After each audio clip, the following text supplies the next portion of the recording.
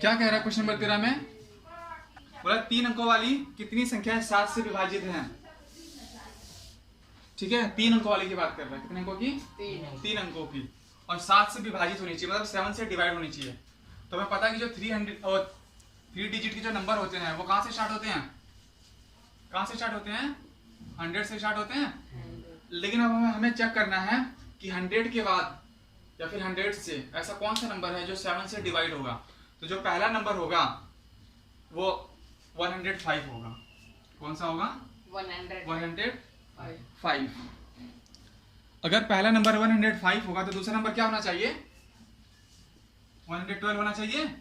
अरे 7 का डिवाइड होना चाहिए 7 से, मतलब 7 ही तो बढ़ेगा हर सीरीज, है ना? 7 7 ही अगला नंबर आएगा। अगला नंबर कौन सा आना चाहिए? 109। उसके बाद 36 आएगा, 126 आएगा ना, 126 आएगा ना। लेकिन हमें उतना ज्यादा जरूरत नहीं है।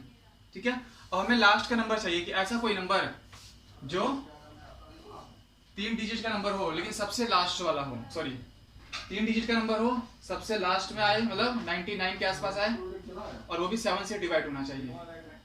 ठीक है, ऐसा कोई नंबर पता है? देखो अगर मैं 99 को, ये ट्रिपल लाइन है ना, ट्रिपल लाइन को अगर 7 से डिवाइड करूं तो मुझे पता है कि नंबर, मुझे पता चल जाएगा कि ये 7 से डिवाइड है कि नहीं। अगर मैं 7 से डिवाइड करता हूं तो 2 टाइम में जाएगा, 7 जाएगा ना, 1 टाइम में कितना बचेगा? 2 9 28 आएगा ना अगले बार। ठीक है, उसके बाद 1 तो दोबारा ये, अब मुझे पता है कि ये 2 बार में चला गया, 14 आएगा, हमारा बचेगा 5। क्या बचेगा? अब जो 5 रिमाइंडर बच रहा है वो इसमें से माइनस कर दो, वही लास्ट की संख्या होगी जो 7 से डिवाइड होगी, 3 अंकों वाली। ठीक है, तो अगला जो लास्ट वाला नंबर होगा वो हमारा होगा 999 में से 5 माइनस करने पे कितना आएगा? 994 आएगा, है ना?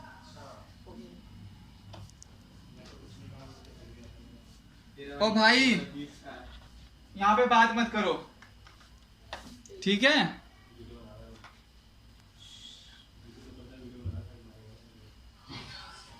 और ये गाने क्यों चला रहे हैं?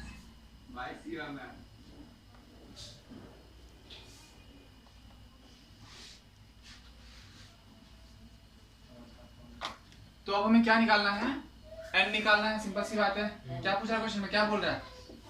कितनी संख्याएं 7 से डिवाइड होनी चाहिए, कितनी संख्या बोला था? n निकालना है। तो हमें पता है कि जो हमारा a है वो 105 है, ठीक है, और जो an है लास्ट टर्म जो है वो 994 है, और जो d आएगा डिफरेंस जो है 7 7 का डिफरेंस है तो 7 होना चाहिए इसमें। ठीक है, अब an का फॉर्मूला लगा दो, an बराबर में क्या होगा? a प्लस का n माइनस 1 इंटू डी। तो a हमें पता है कितना है हमारा, a कितना है? 105। n नहीं पता, n निकालना है, d पता है 7 है, और ये 105 ना 994। ठीक है, अब ये आके इधर माइनस हो जाएगा, 994 में से 105 माइनस हुआ, और ये n माइनस 1 इंटू में 7 ये रहा, माइनस करेंगे क्या आएगा? 988 ये आ जाएगा। और ये 7 यहाँ पे मल्टीप्लाई हो रहा है, अगर ये मल्टीप्लाई हो रहा है तो यहाँ पे क्या हो जाएगा? डिवाइड, और यहाँ पे n माइनस 1 डिवाइड कर लो, कितना आएगा डिवाइड करने पे? 1 2 एंड 7। ठीक है, n का मान निकालोगे ये -1 इधर आके प्लस हो जाएगा, तो 128 आ गया n, मतलब 128 नंबर होंगे 3 अंकों की संख्या जो 7 से डिवाइड होंगे। ठीक है, समझ में आया? नोट कर लो। क्वेश्चन नंबर 14 पढ़ो, क्या कह रहा है? 10 और 250 के बीच 4 के गुणज कितने गुणज हैं? n निकालना है। ठीक है, तो 10 और 250 के बीच में चाहिए किसके मल्टीपल? 4 के चाहिए। ठीक है, तो पहला नंबर तो आपको पता होना चाहिए बेटा, 12 आएगा। 12 आएगा ना? ठीक है, और आपको लास्ट का पता करना है। कौन सा पता करना है? 248। ठीक है, अगर मान के चलो कभी ऐसा है कि बड़े बड़े नंबर हो और आपको पता करना हो, तो सिंपल है, जो लास्ट वाला नंबर होता है उसको उस नंबर से डिवाइड कर दिया करो, और जो रिमाइंडर है उसको माइनस कर दिया करो। लास्ट वाला नंबर मिल जाएगा, जैसे हमने अभी लास्ट क्वेश्चन में किया ना। तो आपको पता है कि पहला अगर 12 आएगा तो फिर 16, फिर 20, है ना, फिर ऐसे चलते चलते 248, ठीक है। n निकालना है, an का फॉर्मूला लगा लो। तो आपको पता है कि जो a है आपका वो 12 है, d आपको 4 दिया, 4 का डिफरेंस है, an जो लास्ट टर्म है वो 248 है, ठीक है। an का फॉर्मूला लगा लो यहाँ पे, an equal to a plus का n माइनस 1 इंटू डी, ठीक है। an कितना है 248, a 12 प्लस n माइनस 1 इंटू में d 4।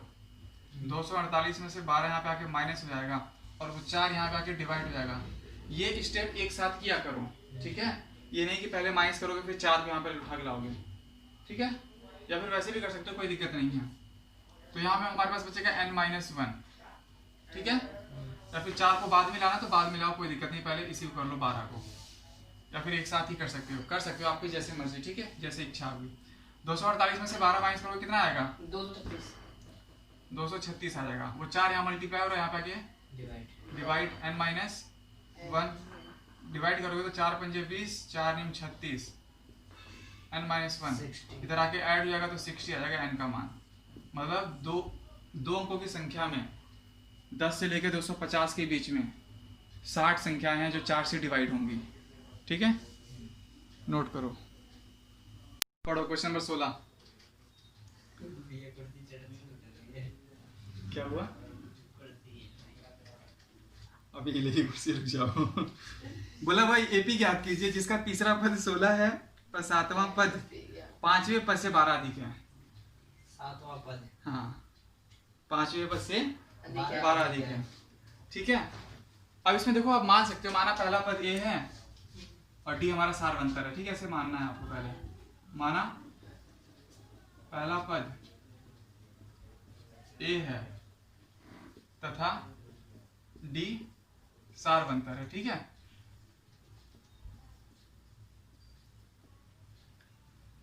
अब इसमें बोला कि जो तीसरा पद है वो 16 है। अगर मैं थर्ड टर्म की बात करूं, तीसरे पद की बात करूं तो ये यही होगा a प्लस का 3 माइनस 1 इंटू में d, मतलब a प्लस का 2d, सिखाया आपको लास्ट क्लास में, ठीक है।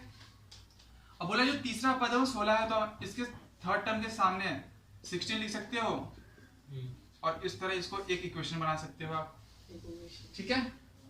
क्वेश्चन में कह रहा है कि 7वां पद 5वें पद से 12 अधिक है, मतलब 7th term and 5th term का जो डिफरेंस है वो कितना होना चाहिए 12 होना चाहिए।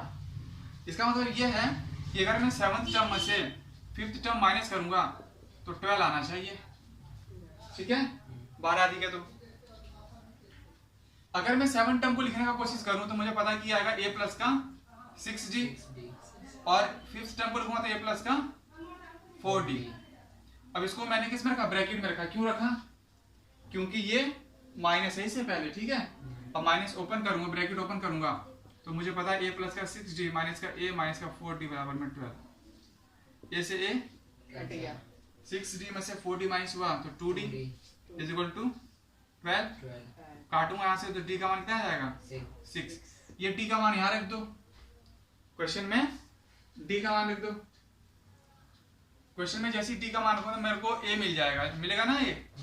तो जैसे d यहाँ पर 6 है तो 6 दूनी 12, 12 यहाँ पे माइनस आएगा तो a का मान क्या आ जाएगा 4 आ जाएगा। तो therefore a is equal to 4, ठीक है। a 4 आ गया, d 6 आ गया। और आपको पता है कि जो ap होता है वो a plus d, a plus 2d, a plus 3d ऐसी बनता है ना, आपको सिखाया है लास्ट क्लास में, ठीक है। तो ये ap हो गया, इस तरह बनेगा। अब अगर पहला पद 4 तो यहाँ पे 4 लिख सकता हूँ, दूसरा पद 4 प्लस का 6 होगा, तीसरा पद 4 प्लस का 2 इंटू 6 और तीसरा पद 4 प्लस का 3 इंटू 6 3 इंटू 6। तो ये तो हो गया 4, ये 10, ये 2 6 12 और 4 16 और ये 18 और 4 22। इसी तरह और बहुत सारी टर्म्स बन सकते हैं, निकाल सकते हो आप, ठीक है। तो ये आपका एपी निकल गया। बोला एपी यदि आपको 3 8 13 और ये आपको दिया है 253 तक, ठीक है। बोला एपी में अंतिम पद से 20वां पद ज्ञात कीजिए, अंतिम पद से 20वां पद, ठीक है। अगर अंतिम पद से 20वां पद निकालना है तो मुझे पता है कि एपी बढ़ रही है, बढ़ रही है ना एपी। यहाँ पे 3 है तो उसके बाद 8 है, 8 के बाद 13 है। तो अगर मैं यहाँ से डिफरेंस निकालूं कि 8 में से 5, अगर मैं डी निकालने की बात करूं थोड़ी देर में, ठीक है, शुरू से, कहां से, शुरू से, तो मुझे पता है 8 में से 3 माइनस करूंगा तो 5 आएगा। लेकिन हमें एपी में जो निकालना है वो लास्ट से निकालना है, तो जब हम पीछे से जाएंगे तो जो डी है वो माइनस में हो जाएगा, मतलब उसका जो साइन है वो चेंज हो जाता है, ठीक है। क्यों चेंज हो जाता है? क्योंकि मुझे पता है अगर ये 5-5 का बढ़ रहा है तो इससे पहले भी कोई संख्या 5 रही होगी, तभी तो 5 बढ़ा हुआ ही है, मतलब यहाँ पे कोई एक संख्या रही होगी 248, है ना, तभी ये बढ़ा होगा। अब अगर हमें पीछे से निकालना है कोई टर्म, तो पीछे से पहला टर्म ये होगा, दूसरा ये, तीसरा ये, चौथा ये। तो अगर मुझे पीछे से डी निकालना है तो सेकंड टर्म ये होगा, फर्स्ट टर्म ये होगा। तो अगर मैं डी निकालना चाहूँ तो 248 में से 253 माइनस करूंगा तो डी निकलेगा -5। इतना समझ में आया? और जो पहला पद होगा लास्ट से वो ये होगा, तो ये हमारा होगा पहला पद, ठीक है, समझ में आ रहा है? ए हो जाएगा हमारा 253। और बोलो लास्ट से 20वां पद निकालो, तो एन दे रहा है 20, लास्ट से 20वां पद निकालो तो एन दे रहा है 20। तो आपको ए एन निकालना है, कौन सा पद निकालना है? ए एन मतलब 820 निकालना है आपको। क्या निकालना है? 820। तो ए एन का फॉर्मूला लगाओगे तो ए प्लस एन माइनस 1 इंटू में डी, सारी वैल्यू पुट करोगे, एन की वैल्यू कितनी है? 20 है, तो यहाँ पर रखूंगा 820, एन की जगह 20, एन 253 प्लस एन 20 माइनस का 1 इंटू में डी, कितना है डी? माइनस का -5। तो इसको सॉल्व कर लेना आपको, तो 253 प्लस का 20 माइनस 1 19 इंटू में माइनस का 5, तो 253 ये प्लस का है, ये माइनस का है, तो माइनस का हो जाएगा, और 19 5 जा 95 माइनस कर दो, इसमें से क्या माइनस कर दो? 95 माइनस कर दोगे आप तो मेरे हिसाब से ये निकल जाएगा 158। चेक करो एक बार आंसर, 820 आ जाएगा, ठीक है, बिल्कुल यही आएगा। तो ये निकल गया हमारा लास्ट से 20 टर्म। देखो इधर देखो, क्वेश्चन नंबर 18 बोला है किसी एपी के चौथे और 8वें पदों का योग 24 है, छठे और 10वें पदों का योग 44 है, तो एपी के प्रथम 3 पद ज्ञात कीजिए, है ना। सबसे पहले मान लो, माना एपी का पहला पद, एपी का पहला पद क्या होगा? ए होगा, दूसरा क्या होगा? ए प्लस का डी, और तीसरा ए प्लस का 2d, है ना। ये मान लिया हमने। क्वेश्चन में बोल रहा है कि प्रश्नानुसार, क्वेश्चन में कह रहा है कि जो चौथा टर्म है और जो आठवां टर्म है, उन दोनों का जो सम होगा, मतलब योग जो होगा वो 24 है, मतलब A4 और A8 को जब जोड़ेंगे, ठीक है, कितना आना चाहिए? 24 आना चाहिए। और आगे भी कुछ बोला कि छठे और 10वें पदों का योग 44 है, तो सबसे पहले इसको तो सॉल्व कर लें, तब आगे चलेंगे ना। तो A4 जो होगा वो A प्लस का 3D होगा, और A8 जो होगा वो A प्लस का 7D होगा ना, बराबर में 24। तो ये 2A प्लस का 10D इक्वल टू 24, है ना।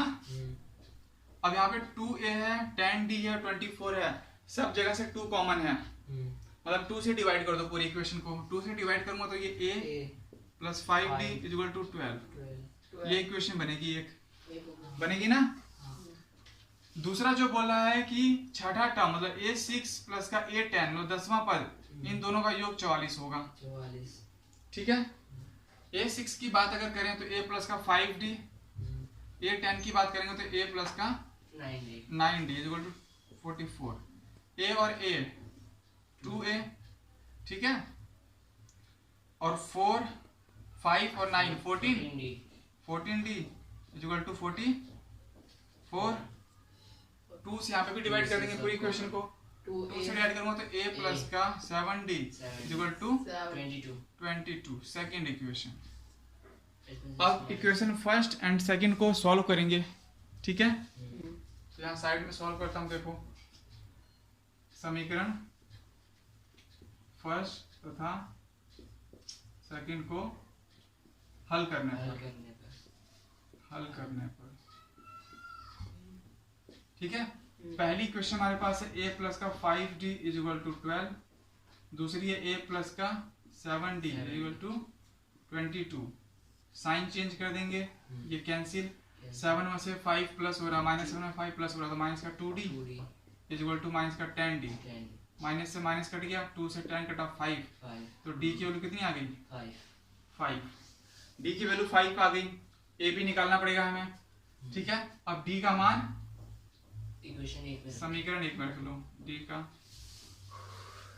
मान समीकरण फर्स्ट में रखने पर, ठीक है।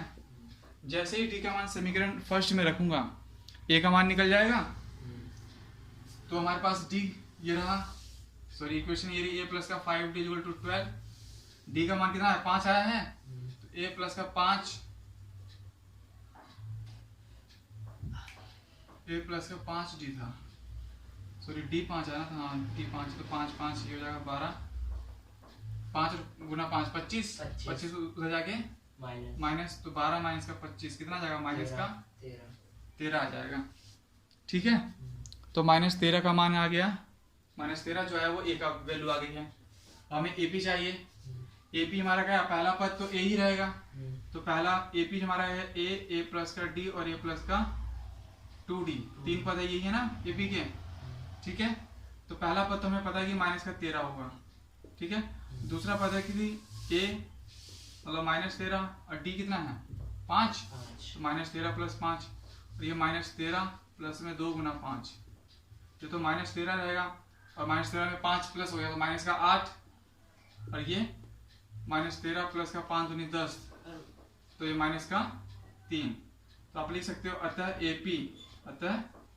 AP जो है माइनस 13 माइनस 8 या फिर प्रथम 3 पद माइनस 3 है।